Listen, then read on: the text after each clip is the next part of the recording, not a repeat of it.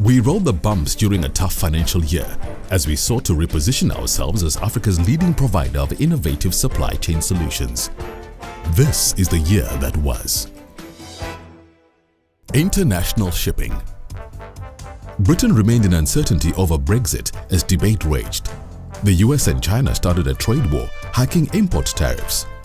2018-19 saw advances in shipping that will have major implications for ports. Japanese shipping major NYK Group unveiled a new concept of an emission-free ship dubbed the NYK Super Eco Ship 2050. 3 new mega container ships above 21,000 TEUs were delivered, 1 for OOCL and 2 for COSCO. The 21,000 plus TEU trend began a year earlier. Liner giants MSC, AP Moller Maersk, CMA, CGM, Hapag-Lloyd and Ocean Network Express announced plans to set up an association aimed at digitalization, standardization and interoperability in the container shipping industry. Construction began in June on a new factory at the Port of Amsterdam that will be able to convert unrecyclable plastic into fuel for ships. Norwegian companies Wilhelmsen and Kongsberg established the world's first autonomous shipping company called Masterly.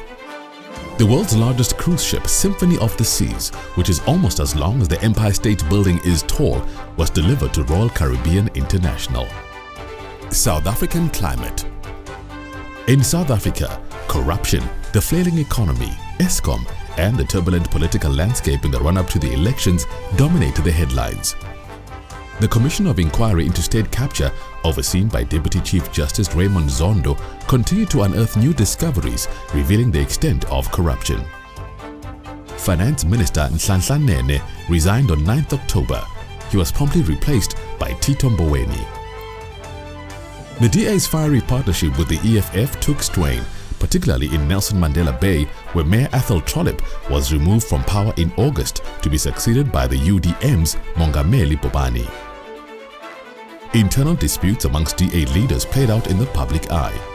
Patricia de Lille surrendered her position as Mayor of Cape Town and a long-serving member on 31st October and subsequently founded her own party. Claims of corruption dirtied the EFF's rebellious political path with their alleged involvement in the VBS Mutual scandal. Transnet. At Transnet, significant changes took place at board level, starting with the appointment of Dr. Popo Molefe as chairman in May 2018. In November 2018, Tao Mohwe was appointed acting group chief executive of Transnet, which heralded changes to the group executive team. During 2018-19, transformation was a top priority on the national agenda at Transnet National Ports Authority. Section 56 projects. In April, TNPA unveiled its Island View Precinct strategy to address leases that had reached or were nearing expiry in the Port of Durban's Island View Precinct.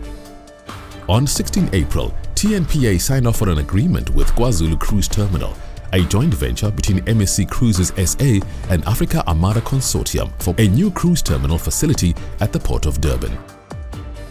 Also in April, TNPA signed an agreement with Saldeco for South Africa's first dedicated facility to support offshore oil and gas activities. In February 2019, a sod-turning ceremony marked the start of construction of the new tank farm to be operated by Oil Tanking Grid Road Kalulo at the Port of Ngqura. The ports of Port Elizabeth and Mossel Bay welcomed new operators of their yacht clubs. Port infrastructure development. In September, we announced we were moving ahead with Transnet's 7 billion rand mega project to create deeper berths at Durban Container Terminal Pier 2's North Quay to accommodate newer generation container vessels by 2023. Shortly thereafter, Transnet ordered a work stop order and an investigation into possible procurement irregularities. TNPA committed 7.5 billion rand to projects within the Port of Richards Bay between 2018 and 2022. Fleet Replacement Program. TNPA concluded negotiations and signed an agreement for the manufacture, supply and delivery of 2 new Augusta Westland helicopters to service the ports of Durban and Richards Bay. They are expected for delivery mid-2019. The ports of Cape Town and Saldanha tested a helicopter service to transfer marine pilots. In June, the Port of Durban welcomed a new addition to its tug fleet, Umkomazi, the 8th of the 9-tug contract to roll off the Southern African shipyard's production line. History is in the making, with the first of its kind bed leveler, plow tug, being built in the port of Port Elizabeth. The project is now nearing completion. Operation Phakisa. The transformation of Durban's ship repair precinct made steady progress. Rehabilitation of the inner caisson at Durban's Prince Edward Graving Dock began in October. The Sterok Dry Dock in Cape Town had its defective floating caisson repaired and installed ahead of fabrication of a new 98 million rand floating caisson. The Port of Richards Bay was given the go-ahead by the Department of Environmental Affairs to construct its long-awaited 1.4 billion rand floating dock at the port's small craft harbour. Heeding the call of Operation Phakisa to develop skills, the Port of Mossel Bay continued with its implementation of a 3-year artisanship and skills development training program for local youth. New business development. In the Port of Ngquga, Algoa Bay was confirmed as the leader in offshore bunkering along the South African coast, with the recent commissioning of the second licensed bunkering business coming on board. The Port of Port Elizabeth successfully exported 124 Ranger buckies from Gauteng as part of its first trial run with the Ford Motor Company. The young Port of Ngquga celebrated a milestone in its growth with the arrival of the first vessel discharging cargo for Offshore Cement, a new cement manufacturer currently under construction in the Ngquga Special Economic Zone. The Port of Mossel Bay provided value-added vessel support services during global energy giant Total's significant gas condensate discovery on the Broodpada prospect, 175 kilometers off the southern coast of South Africa. The successful trial run of the first ever manganese ore handling operation in the Port of Ngquga not only ensured client satisfaction but opened doors for future growth opportunities for the port and the region. Shipping with TNPA. South Africa's 6 cruise ports welcomed thousands of passengers to our shores. At least 24 luxury cruise ships operated by 17 international cruise lines called at our ports. The Queen Elizabeth officially closed the 2017-18 cruise season with her visit to the port of Port Elizabeth on the 21st of April 2018. We welcomed the MV Titus, the latest Neo-Panamax vessel, on her maiden voyage. In Cape Town, the Department of Environmental Affairs announced that it will be establishing an Antarctic Centre to bring the Antarctica continent closer to the citizens of South Africa and to promote economic opportunities. In January 2019, the Port of East London welcomed the longest vessel in its history. At 247.2 meters, the Zenhua 20 is equivalent to 2.5 rugby fields in length with a beam of 41.2 meters. Stakeholder collaboration. A memorandum of understanding between the Umhlathuze Municipality, TNPA and the Richards Bay Industrial Development Zone was secured in July 2018. A similar memorandum between TNPA and the Buffalo City Municipality was signed in March. These agreements establish a framework for the parties to engage effectively on strategic issues and promote economic growth and development of these cities, helping to position the country as a global player. Accolades.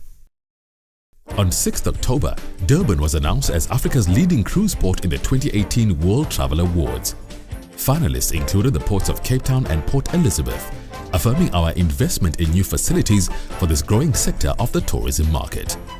South Africa was re-elected to serve on the Council of the International Association of Marine Aids to Navigation and Lighthouse Authorities, represented by TNPA's Lighthouse and Navigational Systems.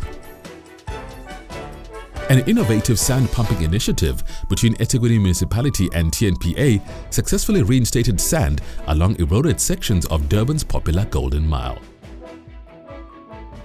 Port and community integration.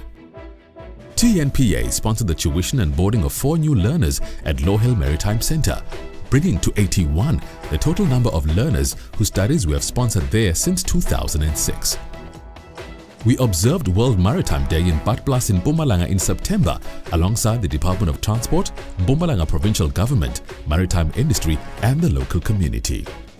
TNPA hosted a careers exhibition and donated funds towards swimming lessons for learners at Amanzi Primary School to reduce drownings. A pool was launched in the Raymond Mhlaba Sports Centre in Motherwell, Port Elizabeth in April to reduce drownings and generate swimming champions in the region.